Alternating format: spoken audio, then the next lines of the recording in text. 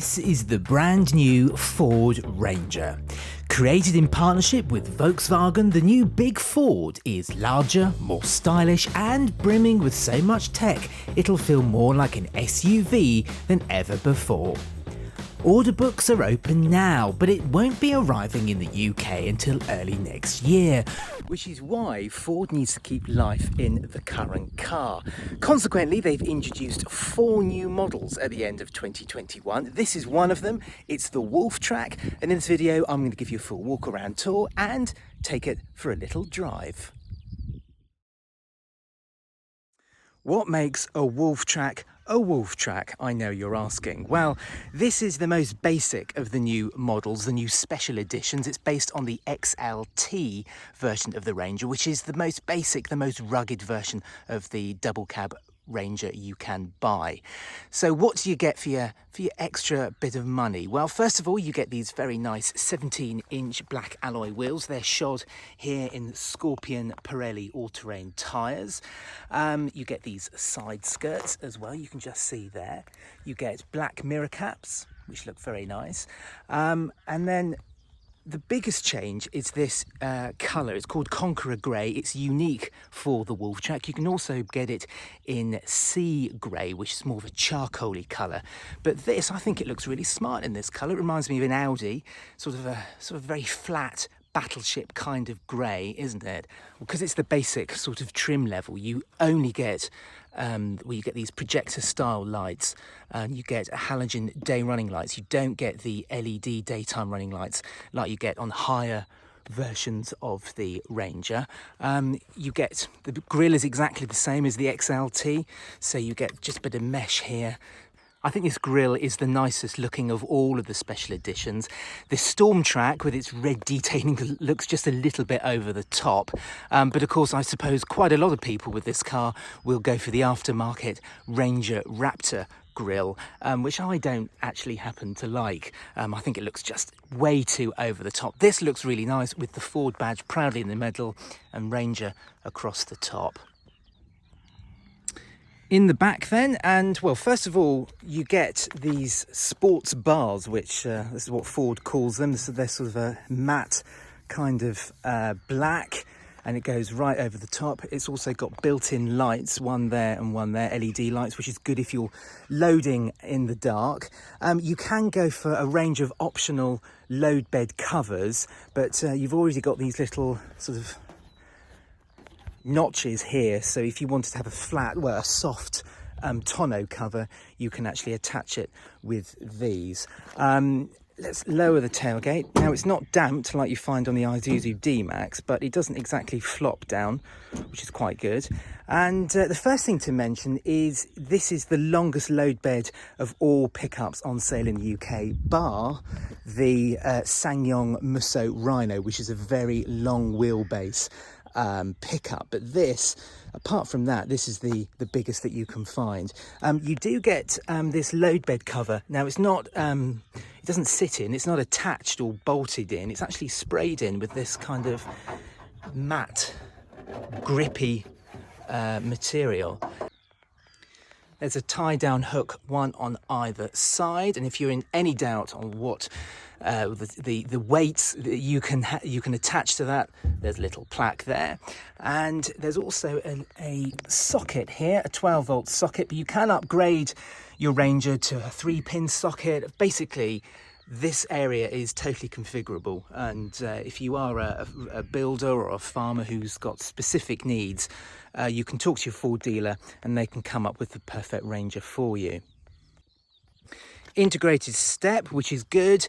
And you don't get a reversing camera on this Ranger, which, I mean, you can specify it, and it is quite a good option to go for because this is a big vehicle to actually reverse. But you do get parking sensors, luckily. But yeah, if you're going to be reversing this into tight, tricky car parking spaces, you might want to specify the parking camera. In the back, and you can easily fit 2 6-footers in here. They've got plenty of headroom. Knee room is pretty good. That seat is set up in my driving position. I'm just over 5'10", and yeah, there's more than enough space for your knees. The seats are nicely sculpted. There's a good level of support here as well. They're nicely angled, so you can go for a long journey back here and you wouldn't feel too claustrophobic. One of the reasons why you wouldn't feel too claustrophobic are the windows. They are a nice size. It doesn't feel very tight back here at all. There's a little armrest with 2 cup holders. You can fold this down, this backrest, although it doesn't reveal any extra storage back there. Isofix points here, both in each outer seat. A little pocket here, a little storage pocket. A 12-volt socket here. You've got a 3-pin as well, which is a nice little touch. Rubber mats in this Wolftrak, and pretty good, decently sized door bins as well. In the front, and as this is based on the XLT, you do get, you get the slightly more rugged, workmanlike interior compared to some of the other special editions and models like the Wolftrak, for example. So you get these very hard-wearing fabric seats. They're actually a lot more comfortable than they look, and I've been doing some long journeys in this car and I haven't had any backache whatsoever.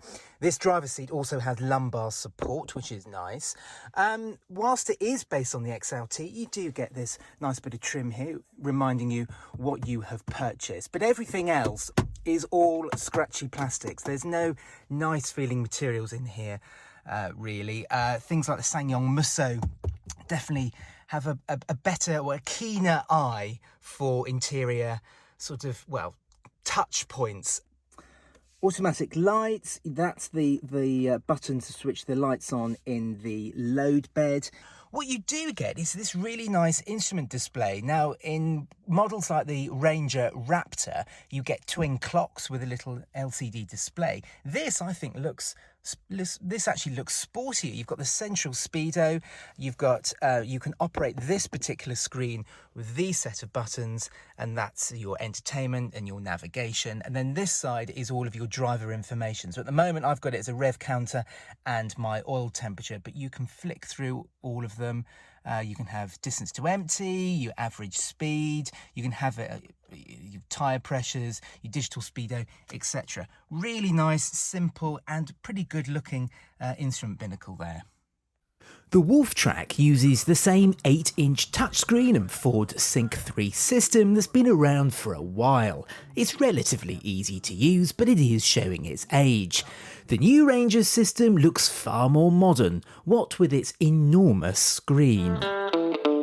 A pickup has to be good off-road, and the Ranger has always excelled in this area thanks to its switchable 4-wheel drive system, impressive 232mm ground clearance, and it having an 800mm wading depth and hill descent control. The Wolftrak gets chunky off-road rubber and a locking rear axle, and it made light work of my off-road test route. Right, we've finished going off-road. Now we're going to drive it on the road, an environment where the Ranger is probably going to spend most of its life. Let's take it out 4-wheel drive high and into 2-wheel drive high, and of course we do not need the locking diff, or licking diff as I was about to say. And let's go for it. Now you can knock this 4-wheel drive system into 4-wheel drive high at speeds of up to 40 miles an hour, which is pretty good. And then from then onwards, I mean, you can run this car pretty much up to its top speed in 4-wheel drive high, pretty much, which is good if you're driving in, I mean, let's say really flooded motorways, for example, or really bad conditions. It's good to know that you can drive this car normally in 4-wheel drive high. Right then, so this engine, 2 litre, 170 horsepower, and it's a really good engine actually. When this generation of Ranger first launched, you could get it with a 2.2 and a 3.25 cylinder, and the 5-cylinder was really nice, but it was still a little bit on the coarse side, and the 2.2 was quite on the rough side as well. This is a lot nicer engine, and it's got plenty of power. I mean, it's not a sports car by any means, but a decent amount of power. It revs pretty low actually. It revs up to 4,500, but there's a good chunk of torque in between about 1500 right up to the red line actually, and yeah, you don't have to work this gearbox at all, which is good. I'll come back to that in a second. The last thing I want to mention about the engine is, yeah, it is a little bit noisy, but it makes quite a nice noise actually, quite raughty. And once you're settled on a long motorway cruise, it does settle down quite nicely actually. It's a far nicer engine than the 1.9 diesel you find in the Isuzu D-Max, which is just way too coarse. Right then, this 6-speed manual gearbox. Now, like I said earlier on, most Rangers that I have ever driven have been the automatic, and most people do go for the automatic. They spend the extra because it's worth it. Nothing wrong with this gearbox at all, it's perfectly precise, but it's just a little bit, I just don't think the engine is well suited to a manual gearbox. The changes are, you can't rush this gearbox at all, and consequently it means changing gear is quite a ponderous affair really. And especially around town, you'll just, and the clutch is a little bit heavy as well, so it's just not a particularly enjoyable experience. If you want to save cash and you don't want an automatic, for example, you can't drive an automatic, there is nothing wrong with this gearbox. I don't want you to think there is, but if it were my choice, I'd be going for the auto. Now, it feels a little bit wrong talking about handling in a workmanlike pickup, especially this one, which is based on the XLT, which is as basic as Rangers come really. Talking about handling is more appropriate for the Ford Ranger Raptor, but you do want to know how this drives, and out of all of the pickups on sale, I would say this is by far and away the nicest. One of the reasons for that is the steering. It's nice and light, but it's also pretty accurate, and you can actually tell what's going on through the steering, which is not something I was expecting actually. Very easy to place this pickup on the road. But the best thing about this is the suspension. Now, apart from the Ranger Raptor, which has independent suspension all round and Fox shocks and adjustable suspension, the more basic, the rest of the Ranger range has old-fashioned cart springs on the back. I mean, leaf springs. It might be old-fashioned, but that is what you have in a pickup. It's the perfect suspension for carrying different loads in the back. Now, in some pickups, the ride is unbearably hard because, of course, pickups ride their best when there's a big load in the back or when they're towing something. This, it's still a little bit firm, especially if you're getting out of a car into this, you'll think, my goodness me, this is harsh, this has a harsh ride. But of all the pickups that I have driven, this has the nicest ride. It's pretty smooth actually, so we're driving it obviously unladen, and yeah, there is a bit of firmness there, but it compresses quite nicely, and especially on really quite gnarly British B roads, it does actually flow quite nicely with the road. Now, it's amazing to think this generation of Ford Ranger has been around for quite some time, and I can see why it is the UK's best-selling pickup. It's good to drive, the interior is rugged and workmanlike, it's good to look at, there's plenty of special editions and trim levels to suit your exacting needs and every single kind of budget, a whole load of accessories, and of course Ford's dealer network is absolutely vast. Now, we're told the new 2023 Ford Ranger, which is of course built in partnership with Volkswagen, and they're spinning off the Amarok on the same platform, is going to be more refined, better to drive, all of those things. And it's amazing to think that this car, even in its advancing years, is still best of the best.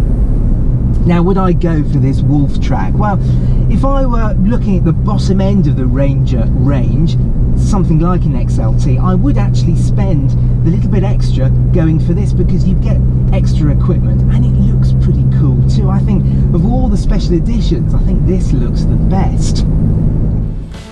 There may well be another Ranger around the corner that's glitzier and more fashionable, but I like this outgoing Ranger. It's refreshingly honest, it's rugged and also great to drive on and off the road. If I were a farmer or a tradesman, this Wolftrak would be on my shortlist. It's a really great vehicle.